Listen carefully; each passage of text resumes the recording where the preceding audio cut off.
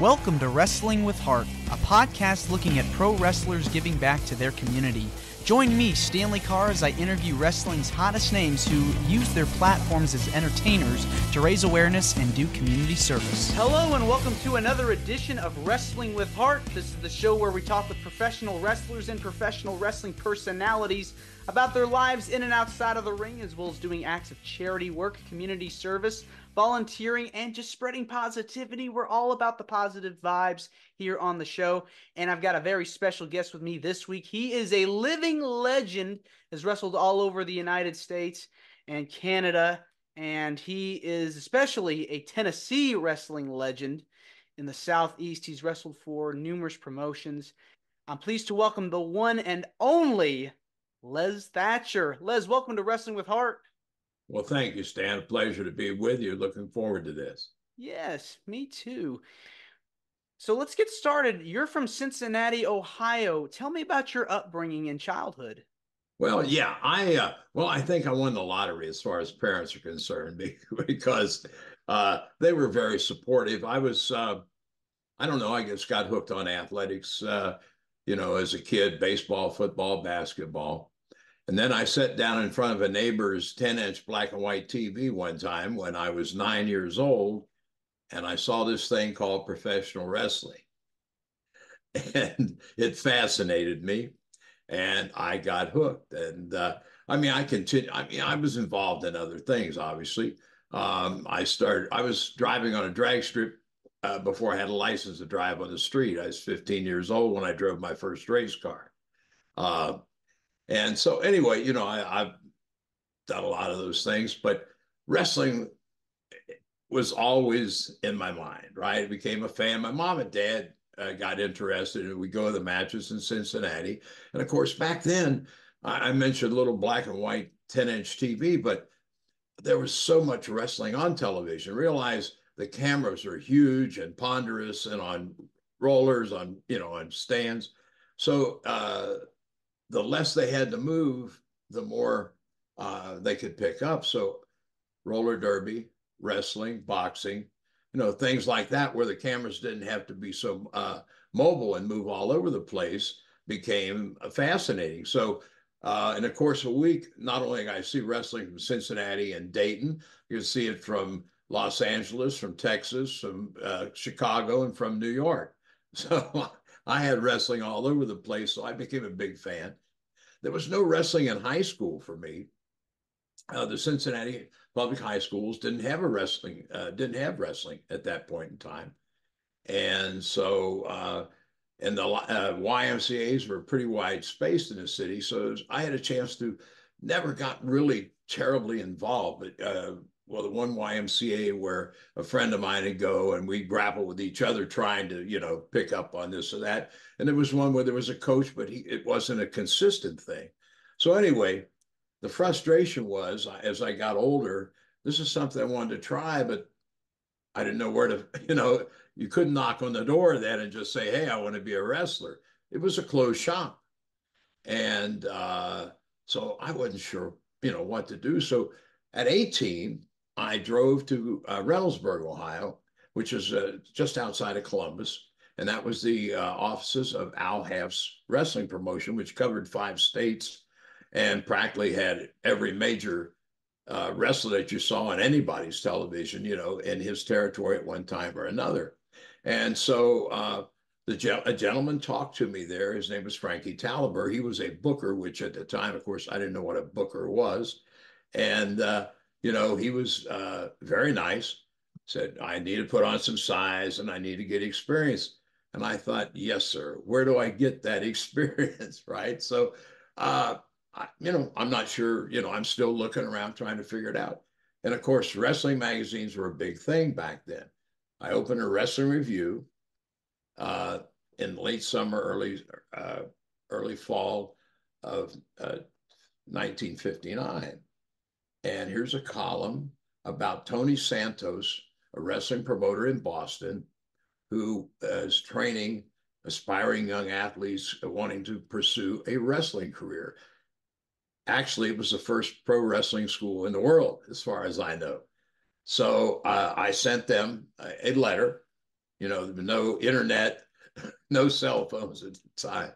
Sent him a letter, and I got back a trifold brochure, which I still own today, by the way, telling me about the place and all this. And you could get trained for 6 months for the absorbent fund of $300. Yes. Wow, So $300. yes, $300. So anyway, in February 1960, I got on a Greyhound bus in Cincinnati and went to Boston and checked in at Santos School and signed up. They told me where to find a rooming house. So I got settled in a $10 a week rooming house in Back Bay, Boston, and started my training. And long story short, ended up in a rooming house just across the street from the gym. And in that house, it was Ronnie Dupree, Alex Medina, Don Coon at Black Magic, and plus some other trainees, myself, Johnny Mann, a kid from Cleveland, Ohio, named Jimmy Thomas. And so anyway, that's how we got started. We were training, and I'd go to the matches and help set up the ring with the Gene Santos, one of Tony's sons, drove the ring truck, and we'd work out after we set the ring up, get cleaned up, go eat something, come back, watch the matches, tear the ring down, back, blah, blah, blah, So, and it was a grind. To be honest with you, the first few weeks there, they handed me my butt. And, to see if I was going to stick. And man, I didn't know what to expect, but it was like I dragged myself back to that rooming house I survived another night. Right? But, I was going to stick. I'm a hard-headed Irishman. So anyway, it proceeded. We got a chance to work out with some of the wrestlers that were in the territory at the time. Like I say, I lived in a rooming house with 4 or 5. They never smartened me up, right? They never broke kayfabe in front of me. And so July the 4th, 1960, 6 months after I'd started, one of Mr. Santos's children came over and knocked on my door. Said his dad wanted to see me the morning of 4th of July. And I'm thinking, I'm in trouble, right? Because there was no training that day. I don't know what to think. So I go over across the street to the office. And he said, you do have gear now, right? You've got boots and you've got trunks. And so, yes, I do. Go home and pack it. Today is your day. So I, nervous like crazy, go home, get my stuff, come back. And so he sits me down and he said, one of the ways that you guys train with holes where you didn't apply pressure, and what I'm talking about, Stan, is the way they taught us to work without telling us it was a work, right? They would say, you want to give away anything. It was right, like a magic trick. Not until they were sure you're going to stick, because they didn't want you going out and telling the world. I mean, it was a sacred thing back then. I mean, guys your age probably wouldn't understand that completely, but it was do or die type of thing. Anyway, so I come back over to the office and I sit down in Mr. Santos' office, and he tells me that he said, "You remember how you guys train?" So, and they just tell us, "Hey, nobody's getting paid here. It's not about win or lose. Once you guys go through holes and switches, but don't apply the pressure." So they were teaching us to work. So he said, "You remember how you train like that?" I said, "Yes, sir."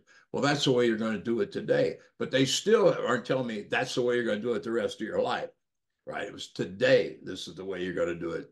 Because I guess if you laid an egg today, you wouldn't be worried about doing it ever again. Right. It's a process because you're learning this stuff, and something that you learn today may not necessarily be the same thing you learn the next day. So a lot of the young guys today, when they smarten you up, I said, morning of July the 4th, not until. So anyway, we were in Blue Hills, Maine. It was a 4th of July celebration at the Blue Hills Fairgrounds. And I rode up with 3 other wrestlers, Cowboy Ronnie Hill, who was to be my first opponent, Joe Sasso, who had played football at Boston College, and he was a local wrestler, and Bull Montana, an old veteran who I bought tickets to watch. So anyway, the way that day started is they're educating me even more in the car between Boston and Blue Hills. And so the first match on the card is Ronnie Hill and I. We get through it, and then Sasso and Bull work a single, and we come back in the tag. Uh, with Joe and I against Ronnie Hill and Bull Montana. And that's the way it started. And then, of course, I got critiqued between Blue Hills, Maine and back to Boston in the car. Yeah, I mean, it seems like the New England territory was exciting because you got to work in different towns and different places and meet different people. Yeah. Well, with territories, as you grew a reputation where you could get, work in other territories, it was like going to a different school because the style might be a little different. You're going to work with different. Well, I was predominantly a baby face, so you're going to work with different heels who will teach you different things, right? And believe me, I've been doing this July 4th will be my 64th anniversary of my first Oh. match, and I'm still learning. Who were some of your favorite opponents to work with over the course of your career, over the years? Wow. I work with so many great guys. I mean, smooth working guys, uh, Harley Race, Terry Funk, uh, my pretend cousin and former NWA junior heavyweight champion, Roger Kirby, Nelson Royal, who's the junior heavyweight champion as well. I worked with Pat O'Connor. I got some of the great tag teams. I don't know how to say just one great person. Well, like here in the Tennessee, in the East Tennessee territory, in 69 and 70, Whitey Caldwell was my tag team partner, and a local brother team from the Tri-Cities, from the Kingsport, Bristol area, Ron and Don Wright were the promoter here got it started, wasn't on when I first wrestled here in 68, there was no television. And you probably can't conceive that in your mind, how that worked. He had wrestling without television, but newspaper ads and posters, and you worked your hot angles in the house show and hoping that the people that were there would tell their neighbors and say, boy, you're missing it, right? But anyway, the promoter here got television in 69. And Whitey and I happened to be the first two baby faces over, and Ron and Don Wright were the first two heels. So we drew big here in 69 and 70. And it was just a great time. Let's kind of switch gears and talk about the stuff that you've done outside of the ring. What charity organizations have you worked with over the years? And tell me about your involvement with them outside of the business. Well, right here in Knoxville, back in the 70s, a lot of I handle a lot of the PR for Southeastern Wrestling, as well as the broadcasting and producing the TV and wrestling and cleaning up the floors and everything else. We did the Jerry Lewis Telethon every year, which was a lot of fun, really, answering the phones and all that. That was great. But here in Knoxville, we did every summer during the 70s when Southeastern was in power here. We did at least 3 or 4 charity softball games, wrestlers versus whoever, whenever. One year we did a charity basketball game with ex-Tennessee Vol players from basketball and football, and the current mayor of Knoxville and a former mayor, and played a charity basketball game for the Knoxville Association for the Blind. And as far as internal charity, I ran 4 Brian Pillman Memorial Shows in 1998, 99, 2000, 2001. And we raised over $120,000 for the Pillman family.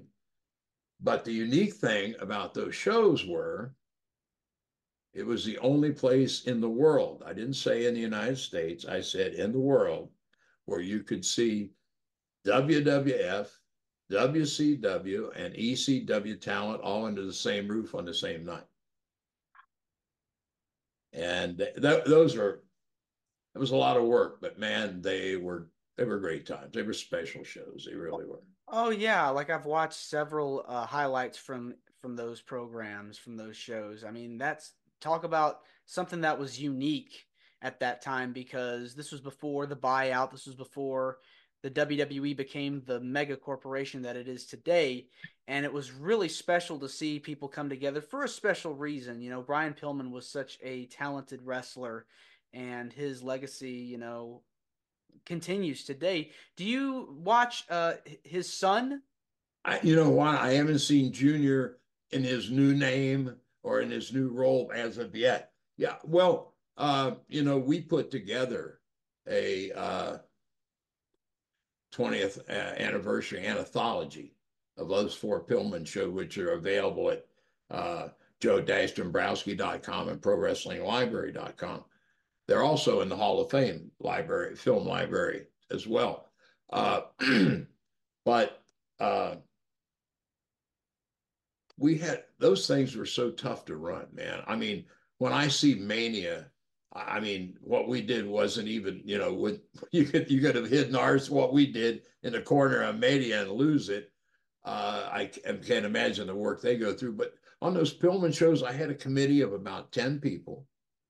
We met once a week starting 8 months before the show. And, it was hard work. It was stressful at times, but at the end, we knew we'd done something special. The matches were special. It was just the vibe. The whole vibe was special. It really was. It was a lot. We felt we had done something good. Well, after I didn't sit down to plan to have four. I really only planned my comment to begin with when we decided let's do a little memorial show for Brian. It's Brian's family. A little memorial show. The little memorial show drew into four years worth of shows. It really is a beautiful thing because the guys from all the companies, wasn't really a competition, but they all worked their butts off. I mean, they worked their asses off, right? Nobody laid around. The first year of the Pillman, Terry Taylor was in the Atlanta office at the time. And he came up to watch the show, and he and I were sitting up in the bleachers watching Benoit and Jericho as the main event that night on the first show. And he said to me, these guys work harder for you for nothing than they work for us for payday. But everybody busted their hump. They did. They definitely did. Well, Les, I want to say thank you for coming on the show. It means a lot to me and to my listeners and viewers that are watching this on YouTube, and you're more than welcome to come back on. Thank you for tuning in, everyone. This is Wrestling with Heart. I hope you found this podcast to be informative and entertaining. If you did, please hit the subscribe button and look out for the next edition.